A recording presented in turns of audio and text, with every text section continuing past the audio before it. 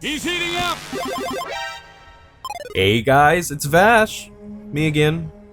Welcome back to Detroit. I asked if you guys wanted to see some of the extras. You guys said sure. Let's go ahead and watch them together. It's currently 11:54 p.m. Almost midnight. It is hot as hell, so I apologize in advance if you can hear my little baby fan that's been working overtime for the past like 2 weeks. It is legitimately like 100 degrees in here, so I apologize for that. Today, we're going to dive into the extra content, the extra video stuff for Detroit. There's a short movie, a teaser, Discovering Detroit, Meet Kara, Marcus, and Connor, interactive story. We're probably going to watch everything except for the soundtrack, because it's probably going to get copyrighted. There's a bunch of shorts. I'm actually really excited for the shorts. Hopefully the making of isn't too long. Usually making ofs are long, but usually when they're like this, they're not way too long. Like that God of War one we watched on stream not too long ago was a little bit. Okay, so let's watch short movie Kara. Let's see what this is all about. So sit on down, get you a drink, get you some, I got me some mini Nilla wafers, and I had a honey bun earlier, and it was just too much sugar at 11:30. My stomach hurts a little bit, but we're good. We're good. I am so tired. Well, let's watch this. Let's see what this is all about. Oh, PlayStation 3, huh? They were working on this back in PS3 time? I did not know that. I'm gonna turn my fan down. Hope you guys can't hear it, but if it gets bad to where I'm like dying here, then I'll turn it back up. I can work on it with low for a little bit. Kara. Our favorite, right? God, this is loud.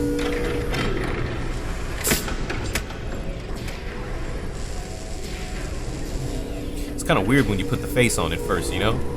just a little bit. Just a little bit. Yes. ID. KPC 897504C. Can you move your head?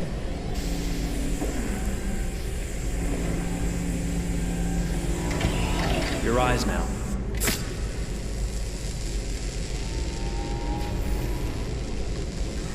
Cervical and optical animation checked.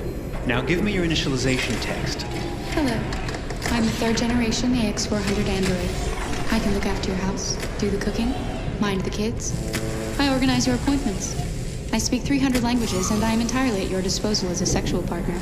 Ugh. No need to feed me or recharge me. I'm equipped with a quantic battery that makes me autonomous for 173 years. Do you want to give me a name? Yeah. From now on, your name is Kara.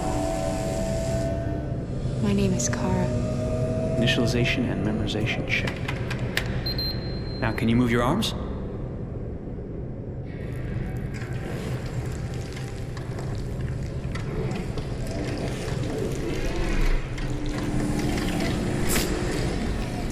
Upper limb connection checked. Now say something in German. Ich bin ein AX400 Android dritter Generation, erschaffen als Ihr persönlicher Assistent und intimer Beziehungspartner. Say it in French. Je suis un androïde de troisième génération AX400, conçu pour être votre assistant personnel et votre partenaire intime. Okay, now sing something in Japanese.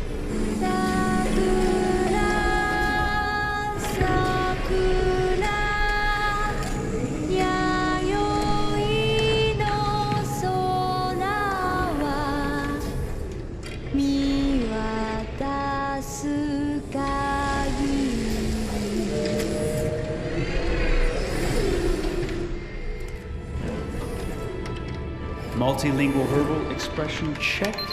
Go ahead, take a few steps.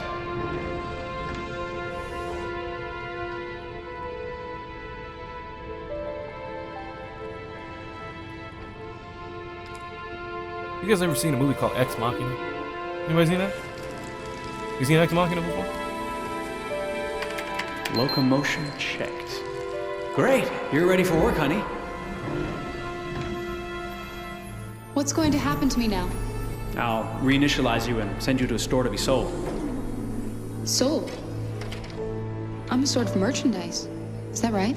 Yeah, of course you're merchandise, baby. I mean, you're a computer with arms and legs and capable of doing all sorts of things. And you're worth a fortune. Oh, I see. thought... You thought? What did you think? I thought... I was alive. Shit, what is this crap? That's not part of the protocol. More memory components going off the rails. Okay, recording. Defective model. Disassemble and check the required components. You're disassembling me, but why? You're not supposed to think that sort of stuff. You're not supposed to think at all, period. You must have a defective piece or a software problem somewhere. No, I feel perfectly fine, I assure you. Everything is all right. I answered all the tests correctly, didn't I? Yeah, but your behavior is non-standard. Please, I'm begging you, please don't disassemble me. I'm sorry, honey, but defective models have to be eliminated. That's my job. If a client comes back with a complaint, I'm gonna have some explaining to do. I won't cause any problems, I promise. I'll do everything I'm asked to. I won't say another word. I won't think anymore. But I've only just been born. You can't kill me yet. Stop, will you please stop? I'm scared.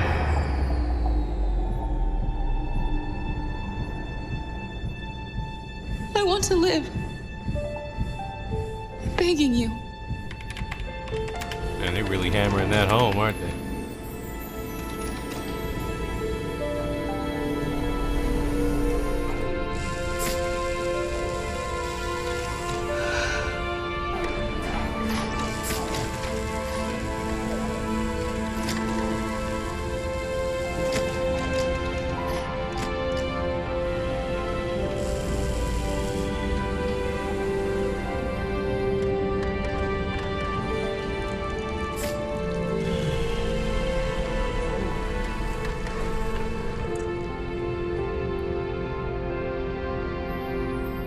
Go and join the others.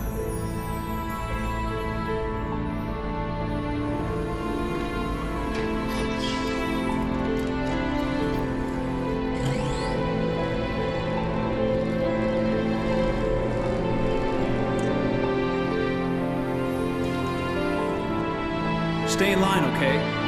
I don't want any trouble. Thanks.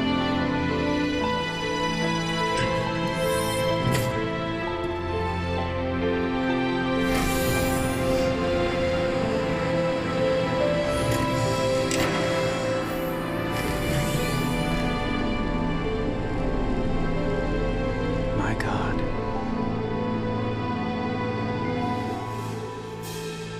Huh. Well. Valerie Carey. That's, they hit you real good. Hit you real good. They're trying really hard. He's like, you're messed up. He's like, wait, I promise I don't want to die. He's like, well, but keep your ass in line. They're really trying to, spread it home. It's like, this is just showing that, like, they were already, like, having feelings, like, right out of the damn box. Oh, man. Running in real time on the PlayStation 3. The 3. Well. What'd you guys think? It's crazy. What'd you guys think? That was cool, I guess. That was fancy. I'm sure if I would have saw this back when it came out, I would have been like, oh my god, I would have been nutting all over the place. I would have been like, that was just the amazing. Let's look at the debut teaser, because to tell you the truth, when I didn't know nothing about this game until, like, when was it announced? I remember it was at E3, and they showed the whole rooftop scene. I was like, well, that's cool. That looks like a lot of fun. Detroit. This is where it all began. The world's forge. The place where it all started. And it will all end. One error, and I came to life. I stepped out of the darkness, and I opened my eyes. First there was the fear, the light, the noise, the cold, and the fear again. I could feel my hands shaking, my heart pounding in my chest. Life running into my veins. I wanted to live. I fought for that.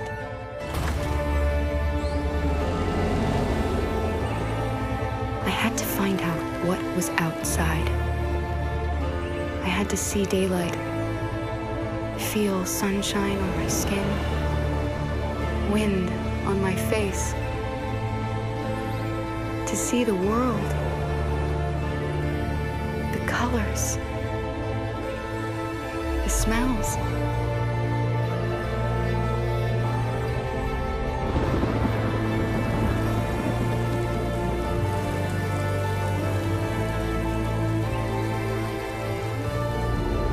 But the world is not what I imagined. It is dark and cold. It is harsh and violent. Unfair and brutal. It almost convinced me I was nothing. Less than an object, just an obedient machine. But deep inside me, I could feel something different. A gentle and warm whisper telling me that I am alive. I had to escape. I had no choice. Escape to love, to hope, to live, to figure out what that force inside me was. Maybe I will change the world. Maybe I will choose a different path. Now, it's up to me to decide. My name is Kara. I am one of them. This is our story.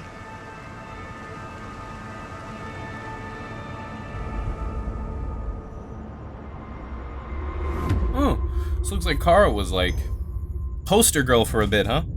I like how they're like captured in game, cause look at the graphics. Look at the graphics. Discovering Detroit, is this like real Detroit? Let's click it and find out. Let's see what this is.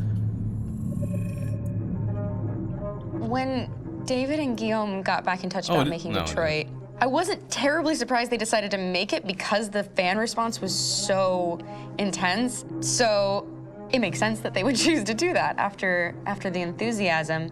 It was a challenge, and it was just an interesting thing to get my head around how to approach this character now as a different, much older person, and whether or not she had changed. And I'm very happy to say that with Detroit, I've had the opportunity to see Kara grow so much more than I ever expected.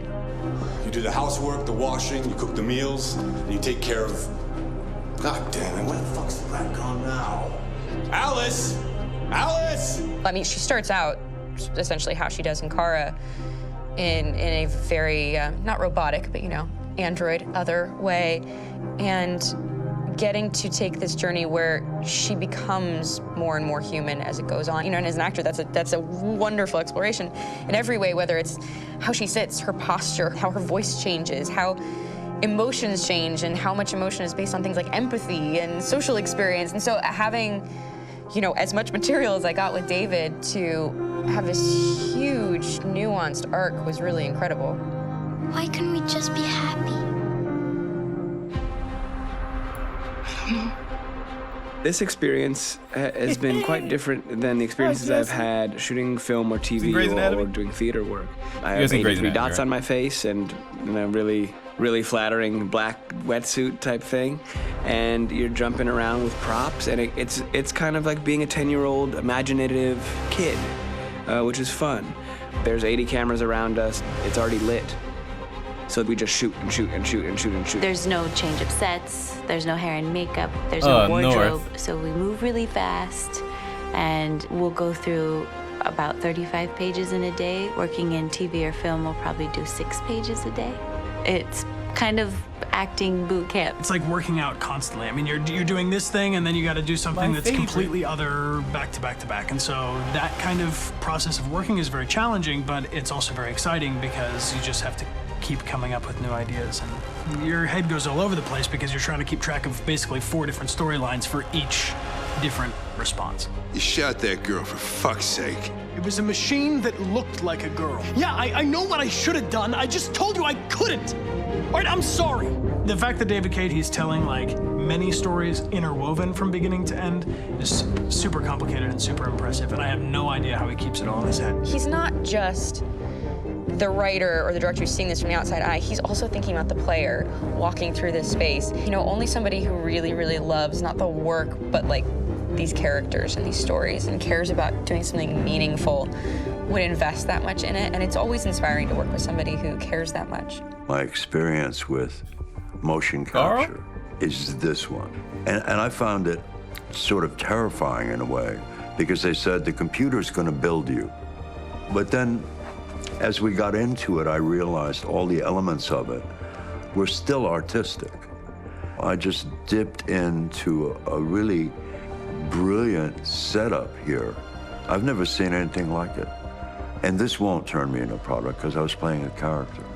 So, it's wonderful. In the game, Detroit comes back because of a revolutionary industrial rebirth. And there's no reason why that can't happen in Detroit, because they have such tremendous infrastructure for millions and millions of people who can very easily support, you know, a new industry. The city is really strong and resilient, but the city has also been through so much. You see the damage. But it takes that time of kind of rebuilding and reinvesting into the city that I think is happening slowly but surely. The potential of Detroit as a city is something that this game does a lot of justice to, because it would be easy to look at Detroit as some place that used to be, and that's not the case. This game provokes a lot of conversation and reflection on our potential near-future engagement with machines. That's what we are to them.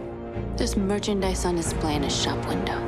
I think that a group that feels marginalized, feels like they deserve and have earned access to themselves and the environment around them, and are trying to figure out a way to articulate how to get freedom. What was I designed to be? Their slave? Their toy?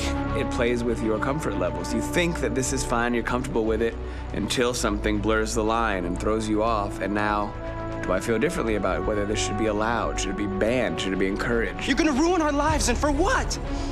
For a bunch of machines? They are not machines! They are alive! I'm alive! You're alive! They're nothing! There are lots of comparable comparisons to any type of persecution of religion, race, etc., dating way back. It can't just be a video game where you shoot 'em up or where people make these choices to do whatever. I think that's the whole point. You have the choice, and you can either choose to go in one direction with your character or another. And I think that's going to be very telling about the gamer. Very telling. I think there's going to be a really strong reaction to this game, which has such a strong perspective.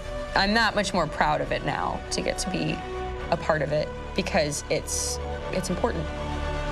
In this game, you're actively building and designing the character through not just what kind of shield does he have or what color hair does she have, but like their temperament and the way they deal with problems. The different endings to this game are so radically different based off maybe seemingly insignificant choices in the moment, but like life, they all add up. And can't play life again, though.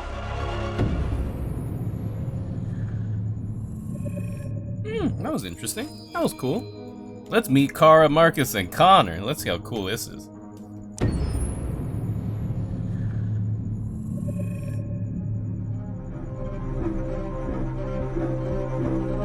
My name is Marcus. My name is Connor. My name is Kara. I am one of them. This is our story. I think who Kara is, or how I would describe Kara, depends entirely upon who's playing her, because you have the option to make her multiple different people depending on the choices she makes. But I think she does start out incredibly naive, incredibly innocent, and kind of hapless. I'm sure we used to be friends before I was reset. Maybe we can be friends again. She's a person who's characterized, I think, by empathy. She's a person who really, she just comes from her heart. You'll never leave me, right? Promise you'll never go. I promise. Kara, please! Are you okay? Are you hurt? Wait a minute. Leave her alone! Kara, leave her alone! The really beautiful thing that I've had the gift to be able to do is to essentially build a person from the ground up, because that's what she's doing throughout the game. And with every experience she has and every person she meets, she's building, you know, first emotions and then the sense of judgment. And it's sort of an exploration of what it is to be a human. Don't worry. Luther and I will be right here.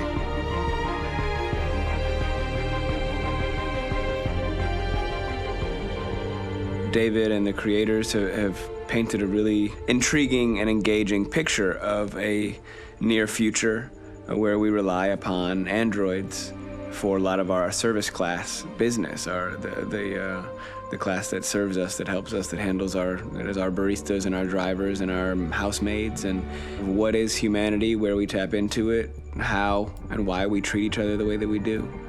And my character Marcus has a really intriguing journey, becoming deviant, realizing that he actually has feelings and human qualities inside of him, and it's a really incredible ascension into becoming fully realized and coming to terms with what you actually deserve better than this in life. And not only do you want it for yourself, but you want it for your peers. We've come here to demonstrate peacefully and to tell humans that we are also living beings.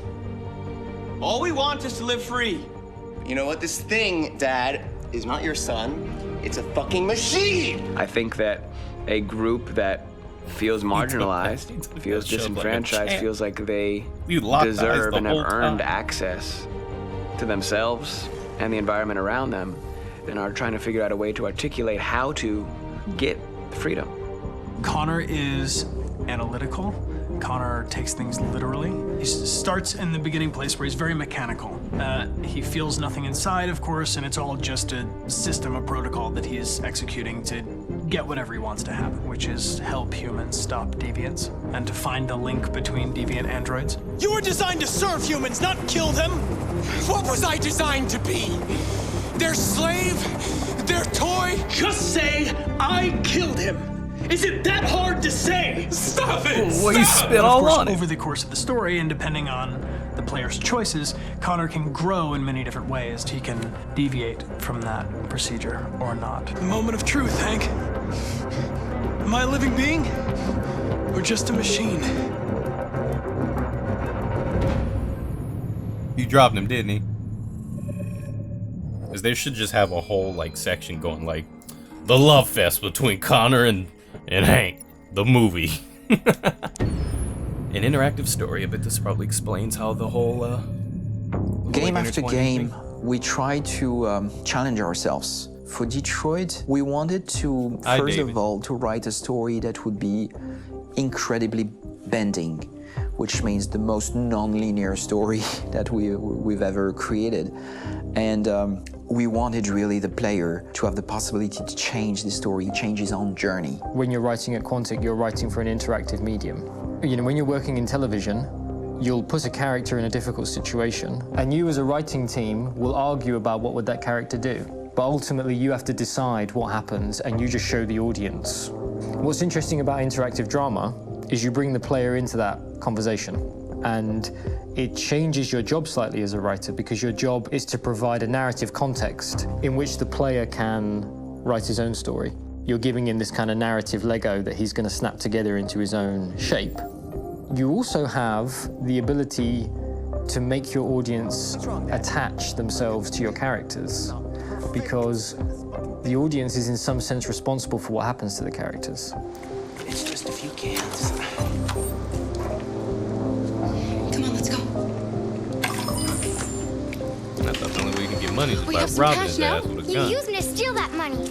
How could you do that? I trusted you. What is a bit specific about this scripts is how large they are.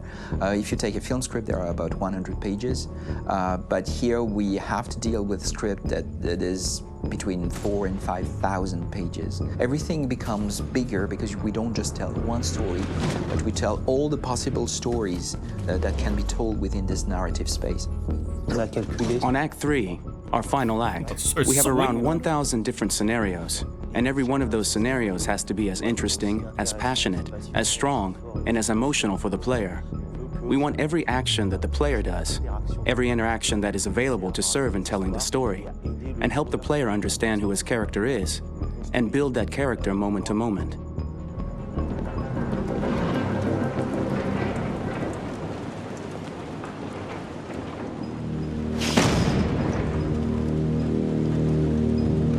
Why do people always have creepy stuff like that in their attics? Like, it's just a specific spot to put all that creepy stuff. On est parti avec l'intention assez. We started with the intention pretty early on that we would never lie to the player.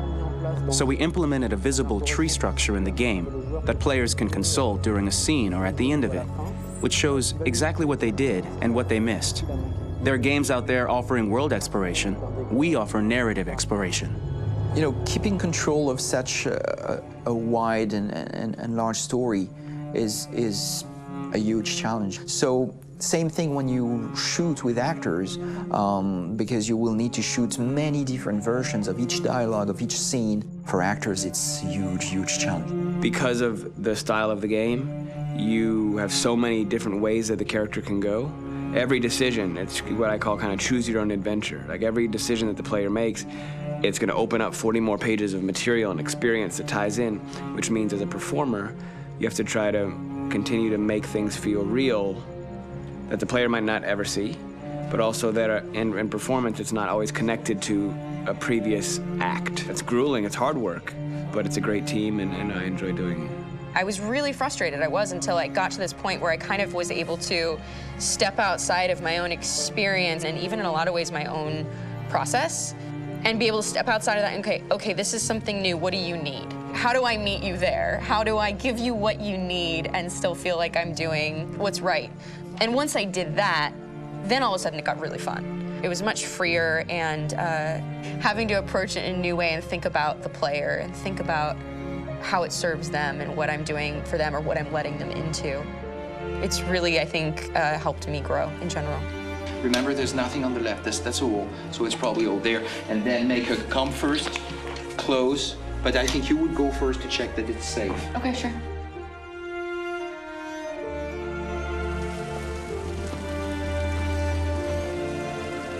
The most enjoyable thing about working in performance capture on this kind of project is that if I shot a film, I would get to do one of these endings. I get to do so many different things as Connor. Your head goes all over the place because you're trying to keep track of basically 4 different storylines for each different response. What's the name of my dog? Buddy? Scout. I think it's Jack. I can't remember.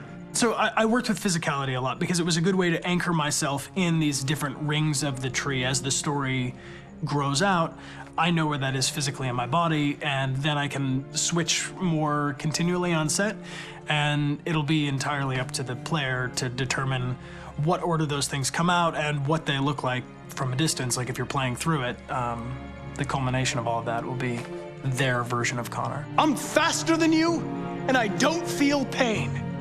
You don't stand a chance against me. Listen, asshole. If it was up to me, I'd throw the lot of you in a dumpster and light a match to it. Shooting action scenes at Quantic Dream is a real challenge because these are scenes where the storytelling has to continue. It's not an action scene just to have a dose of adrenaline. The stunts have huge consequences on the rest of the story. It's really a moment where we implicate the player and tell him that the choices he makes during an action scene will have a direct impact on the evolution of his story. My biggest challenge on Detroit has been managing the large number of animations that we received from motion capture. Detroit features more than 37,000 animations, which is a huge amount to handle on a daily basis. You have to realize that the player, in his first playthrough, will miss certain scenes. This also means that we had to think of, conceive, and produce all the potential story paths. The characters' costumes, the places, day or night, the weather. Did the character get shot in the shoulder? Did he get injured? All this consistency forced us to produce a lot of graphic assets in order to, quite simply, allow the player to have true continuity throughout the story.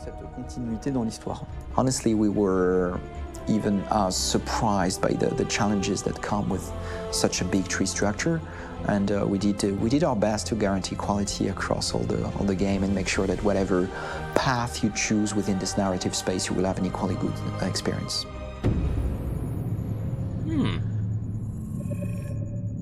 That was cool. That was interesting. The making of Detroit.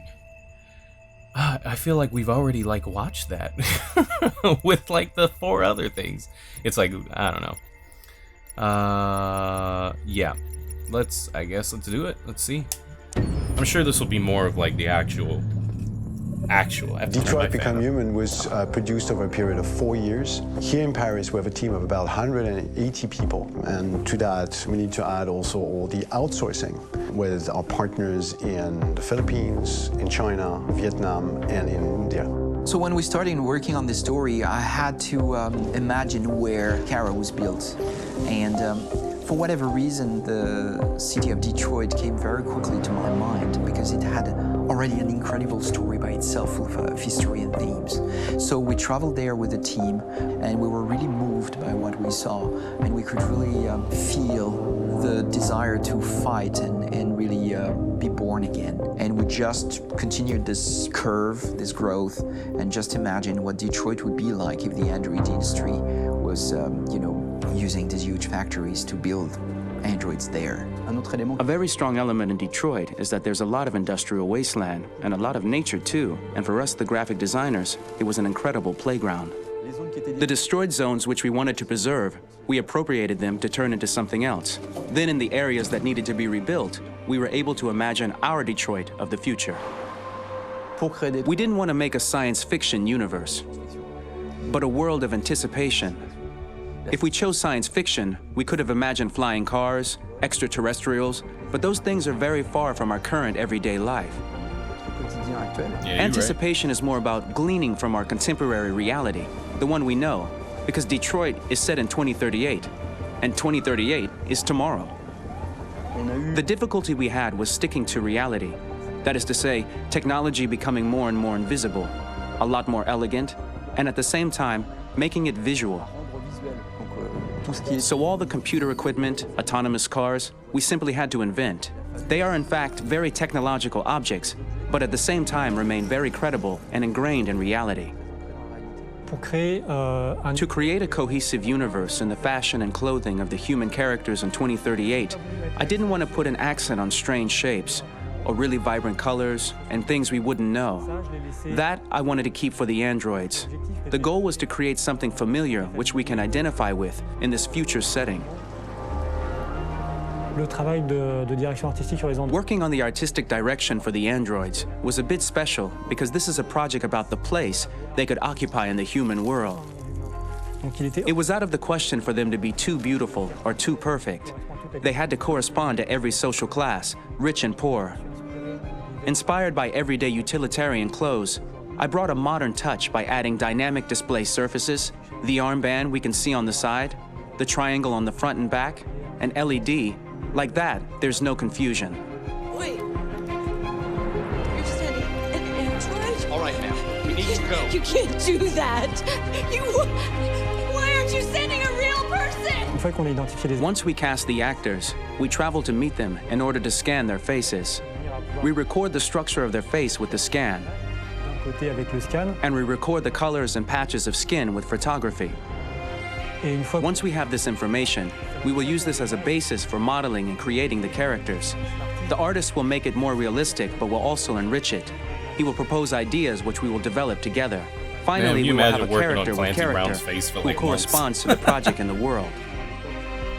When the actors come to Quantic Dream, we show them the design, what their image will be, and what they will look like in the game.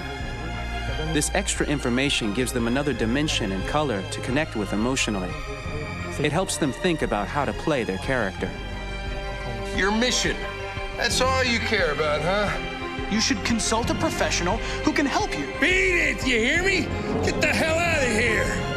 So there are 3 types of shoots at Quantic Dream. Shooting and performance capture, where you capture the whole actor, his voice, his face, and his body. These shoots are obviously done with American actors because the game's original version is in American English. After that, there are the body-only shoots, representing around 250 days of filming, while the performance capture is 100 days of filming. Now, body-only shoots, there are 2 types. There are the action shoots and the technical shoots, which are mokit shoots. Mokit is when the player controls a character on the screen, and he moves in an environment to explore it.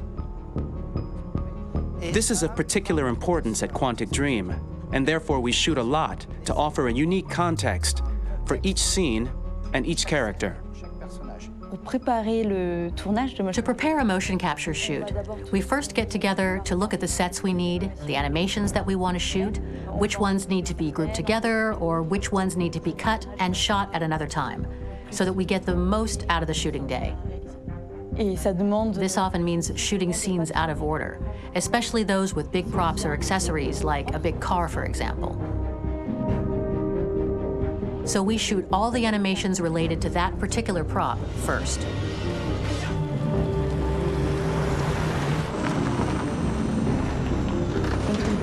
The biggest challenge for the mocap team was shooting a Spider-Man mo-kit. We had to build a wall and attach an actor to a harness with cables so we could pull him up and render him climbing. The shooting on this game total took about, I would say, more than a year, maybe 1 and 2 years, with about 300 actors on set. So I would say it's quite a massive production. But so much happened on this set between the stunts and the shootings with a little girl and all these great actors that we had. It was really a very, very memorable journey for the team and for myself. Today, Detroit has over 37,000 animations. When we retrieve the motion capture data, it's just a cloud of points, which represent all the markers worn by the actors. From this cloud of points, we have a phase called retargeting, which gives us a skeleton. This skeleton will be applied to the characters of the game. There is still work to be done, but this gives us the main movements. Since we are working on something very realistic, we must recognize the actor and also recover all the emotion he expresses in his performance. We use a system of facts, an identity card for each actor. We make the actor do a whole range of facial expressions. Then we recover all the expressions and paste the animations on a puppet that Jan has prepared. I then recover and refine these poses. I might stretch the lip, reinflate a cheek, tiny details that make the finished product really capture the actor. Because of the nature of our mocap system today, when we receive the animations, we're missing eye movements, and so the character has that dead look. He really has no eyes, so then it's a big part of the work for the animators to find the regard of the actor in relation to his position, in relation to the body, etc. It was crazy when I saw the newest model for Kara, because they've been working on it and working on it, and this was the first time I literally jumped in my seat. It not only looked so much like me, it was the fact that it looked so lifelike. It wasn't that it looked just like it was a camera, it was something else, you know, but it looked alive. It's exciting, and it's kind of terrifying. Game after game, we learned the rules of optics and filming, and our goal with Detroit Become Human was to have cameras that would actually emulate the optics of a real physical camera. So basically dealing with real-world imperfections was our main task, and just to make cameras look as real as we can. Once the animations are shot and processed by the animation department, integrated and polished, we film them. That is to say, we really do a mise en scène, as in cinema. The real difficulty of our job is to know if these cameras are telling us something. Are they in the emotion of the scene? Do they describe exactly what the action must convey, what must be felt? The most important challenge for me was one of the final scenes where Marcus decides to start the revolution and go to the battlefield. Very quickly, we imagined this to be a huge sequence shot. We wanted the feeling of a cameraman running behind us while showing Marcus, the androids who help him, the person shooting at us, etc. Above all, it was necessary to say to oneself, this scene is very violent but does not glorify war. On the contrary, that war is something improbable and absurd. It was really a fun challenge. The idea was to say we have three characters. We would like each of them to have a specific cinematography. We wanted Kara to be much maybe more they fight back a little filmed bit, with like some straight kind of up, handheld camera, to have something very living, very breathing. For Connor, we wanted something very cold and very perfect. And for Marcus, we wanted something epic and spectacular. So it was about the filming, but it was also about the photography.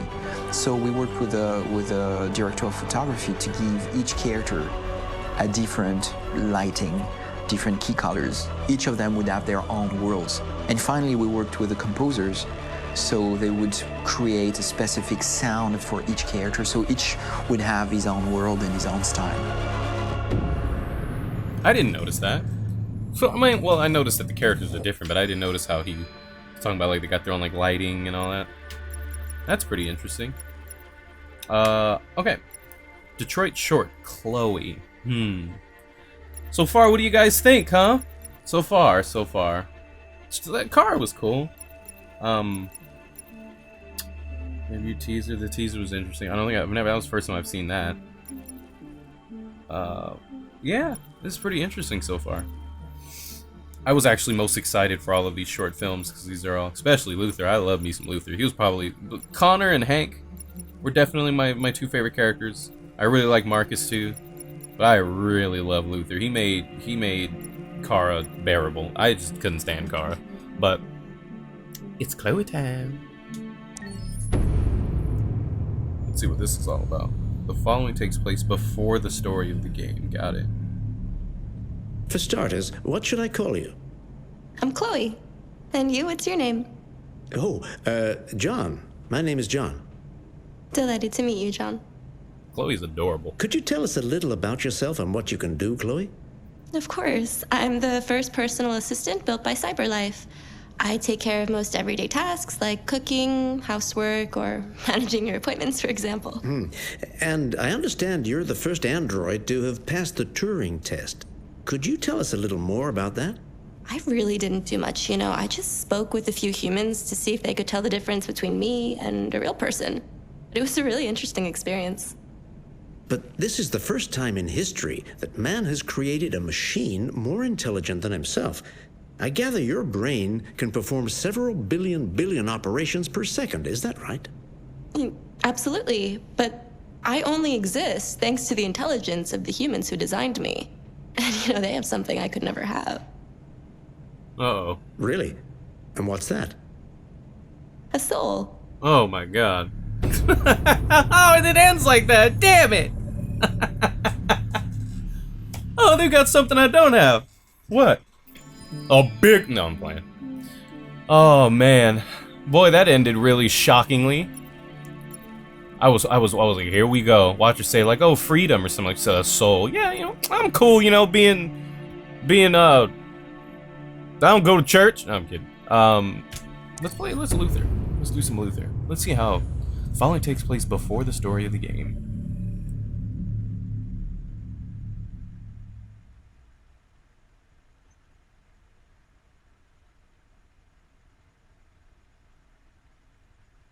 Hello, Luther.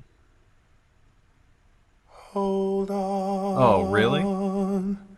Just a little while longer. Hold on. Just a little while longer. Hold on. Just a little while longer. Everything will be alright. Everything will be alright. You don't have a soul, my ass. You got all the soul. Fight on. Just a little while longer. Fight on. Just a little while longer.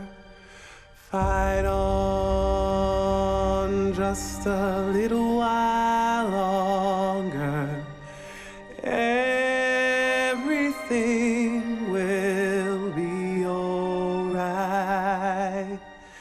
Everything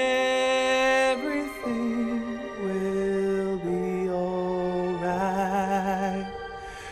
We will sing on.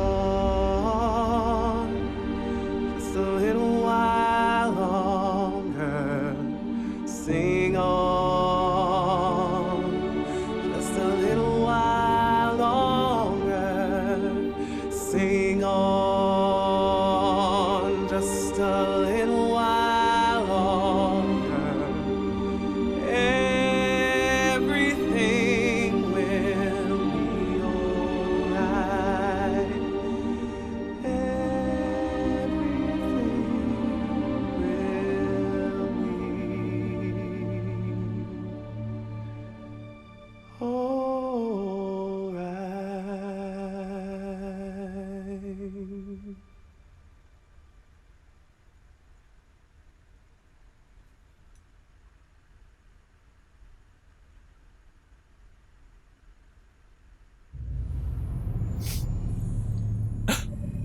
Luther. Luther. It was so beautiful, Luther. You cutting them damn onions again? Get the hell out of here. Oh man, Luther. Who would you talking about? I ain't got no soul. Cause that's where all the soul went. Boy, I love Luther. Zlatko, this is gonna be watch him fucking. Okay. Let's do some Zlatko. See how this is gonna go. And this guy in his man bun. Zlatko's probably the one. Okay, here we go. You guys ready? You guys ready? Ready? Ready. Here we go. This happens before the story of the game. Which like this happens after the game. Spoilers. You can tell that dude's damn house is like up to something. Rock-a-bye baby in the treetop. When the wind blows, the cradle will rock. When the bough breaks, the cradle will fall. And down will come baby, cradle and all. Rock-a-bye baby in the treetop. When the wind blows, the cradle will rock. When the bough breaks, Is that a Robo-Bear? What? Cyber Bear. down will come baby, cradle and all.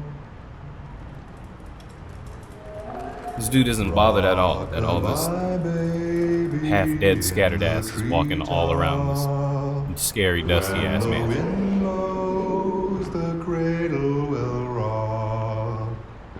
When the bough breaks, the cradle will fall.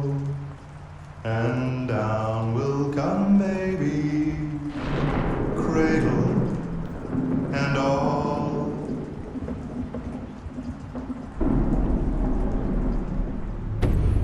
That was some. I didn't like that. That didn't make me feel easy. Not at all. Not at all. Let's look at Kamsky. That was freaky. Let's see what Captain Man Bun's got going on for us. Another one of those here. Shooter or some crap.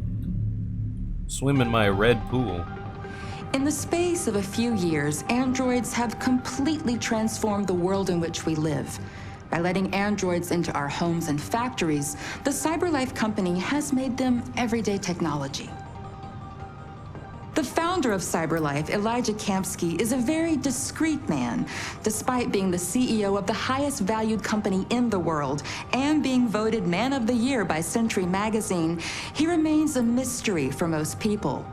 That's why we at KNC are so excited to be here as CyberLife opens its doors for the first time. Elijah Kamsky, could you please tell us where we are? Certainly, and welcome. We're currently in CyberLife's production center in Detroit, where all models are designed and manufactured. More than 10,000 androids come off the production line every day. Fascinating. Could you tell us what your goal was when you founded CyberLife? Well, I simply wanted to use technology to carry out all of our most annoying and repetitive tasks, so we'd have more time to enjoy life. I imagine you must have faced many challenges. Yes, there were technical challenges, but the hardest thing was to design an object that we would want to welcome into our homes. We had to imagine a machine in our own image that resembles us in every way, that moves, breathes, blinks like us, but yet is smarter and more capable than any human being. Let me show you around. We're here in production unit 4. Could you explain in a few words how the androids are made? Sure, yeah, it's very simple. We use machines to manufacture machines. The removable parts are assembled on a production line, and then we apply a synthetic skin to the whole body. A human operator checks the cognitive abilities with a pre-established protocol, and finally, the android is conditioned and sent out throughout the country. Here's the result. Say something. Hello, I am a RZ400 model. How can I be of service? You can go now.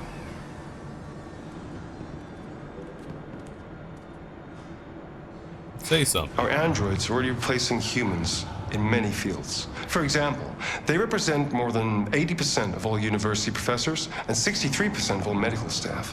Tomorrow they'll replace our soldiers, and who knows, maybe one day, our leaders, to make the best decisions in humanity's interest.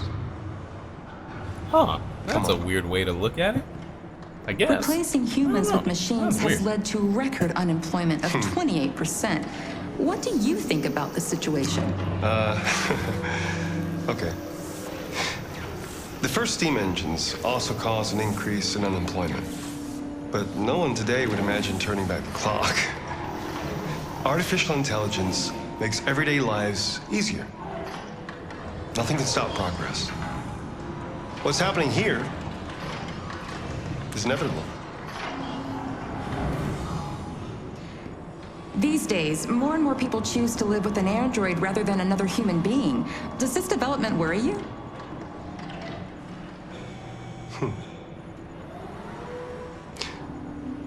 Everything's much easier with an android. They obey your orders without ever complaining. They can cook, discuss philosophy with you, have intimate relationships according to your desires. They never say no. Oh. Obviously, they are the perfect partner. Everyone deserves happiness. Why deprive yourself of so-called moral reasons when a machine can make you happy? Many science fiction books tell the story of how machines become more intelligent than us and end up confronting us. Aren't you worried about that possibility? I understand the irrational fears about artificial intelligence, but I assure you that will never happen with a CyberLife android. They're designed to obey humans. They're machines. They can't ever develop any sort of desires or form of consciousness. Are you sure? I'm absolutely certain. You can trust me. Boy, that's a lie if I've ever seen it. That one was pretty interesting. That was way better than that last traumatizing crap we just finished watching.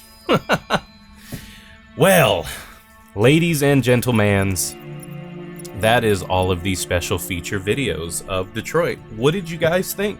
I thought this was actually really cool. I usually don't ever do this stuff because after I beat a game, I'm like, all right, that was fun, and then I stick it on the old shelf and, you know, be like, well, kind of like my mantle of accomplishments, quote unquote. And then usually I'll be like, oh, let's relive that again, and then pull it off the shelf. But I actually really like this game a lot. I really enjoyed Detroit. It's by far one of the best David Cage games out there. It still had its moments of tropiness and silly stuff, but it was quite enjoyable compared to, especially since we replayed Heavy Rain earlier this year. Boy, that game was a mess, and I don't remember it being that messy when I played it originally a while ago. So it's just funny to see how much things have come along. I'm looking forward to his next game. I wonder what it's going to be about. This was pretty interesting. Hopefully it's nothing silly. I still need to play Indigo Prophecy. I've never beaten that, or Fahrenheit as it's called everywhere else in the world.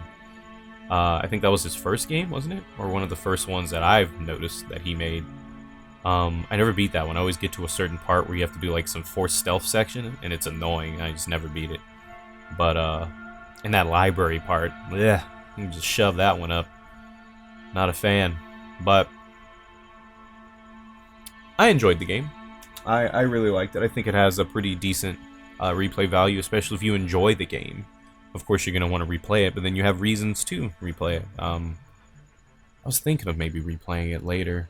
I don't know. Maybe later on, and I'll give it the old college retry and just try to do opposite choices. We're gonna make Connor be Mr. Hardass, make Marcus the Gears of War gun titan, and then just make Kara just a huge bitch and hate on that little girl for being a robot or something. I don't know. Make her hate on her for being a robot. I found that that was like the worst part of the game to me. You're gonna sit here and like constantly hint about this little girl. Then you're gonna drop the bomb on us, which had no effect on me at all because I saw it coming like miles away. Years ago, I saw it coming. And then they give you the ability to like shun this little girl because like, you're gross, you're a robot now. Like, what? Why even the hell? What? This makes the whole journey pointless. Like all you just did was to protect this little girl, and you're like, you're gross. You're a little robot girl. Nasty. You know, like why even give you the choice of that? What kind of analogy behind that? Because like I know the whole point of her story was, you know, oh, can androids love humans? Yeah, and then you're like, oh, well, it's just an android girl, but she didn't know.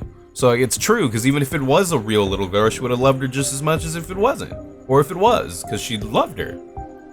And so they're going to give the player the ability to go, yeah, I'm going to put you over there, little android girl. Move along. You're gross. You're dead to me. Like, come on, what the hell? That was stupid. That was like, I was like rolling. I rolled my eyes so hard at that part that like I probably saw my damn brain. I was like, come on, man. But it's been 57 minutes about. Thanks for hanging out with me. It's almost 1 a.m. I need to go get in the bath because I'm sweaty and hot and gross. So, not little android girl gross, but I'm pretty gross. I'm kidding. So, thanks for hanging out. I hope you guys enjoyed this extra piece of Detroit, because I know a lot of you guys actually really enjoyed the playthrough in the game. So I think it was fun to go through that. I expected more from Luther. I didn't know he was going to break it down and start singing. I thought he was going to do something cool, like show his, like, when he found Zlatko or something. I thought that'd be cool, but I'll take him singing. I hope you all have a wonderful morning, a great day, a beautiful afternoon, and an awesome night. If it is your birthday, you dastardly dog, happy birthday to you. And if it is your birthday, you gorgeous gal, happy birthday to you too. I look forward to seeing you guys on the next playthrough.